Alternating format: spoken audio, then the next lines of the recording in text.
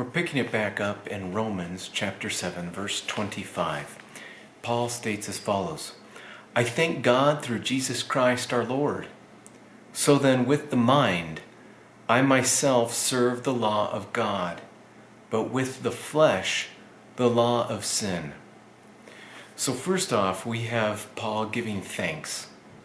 And in all things, we should give thanks to our Lord Jesus Christ.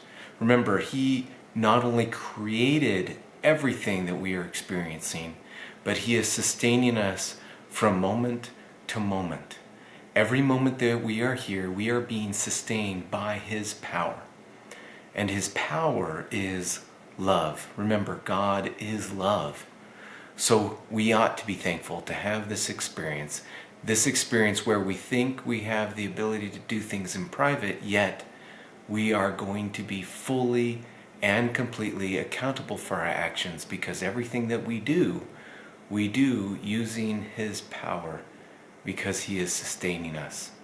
Then he says, so then with the mind I myself serve the law of God. With the mind. Remember, our minds ought to be turned to God. Our minds are what makes us independent.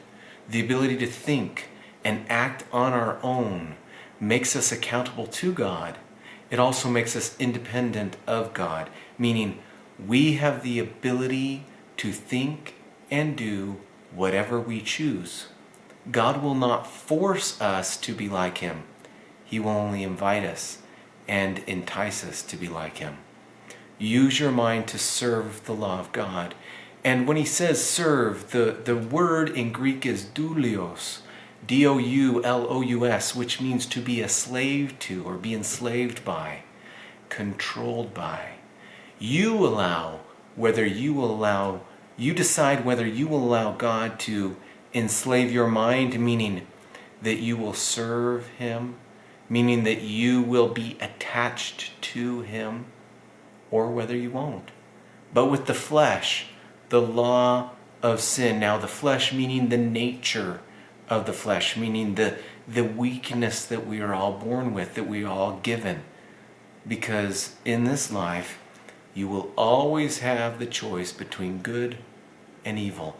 And oftentimes, whenever God is doing something, whenever He's trying to persuade you to come to Him, there will always be an equal and an opposite direction for you to go. You could always say, no, there's an argument to be made, and you can come over here.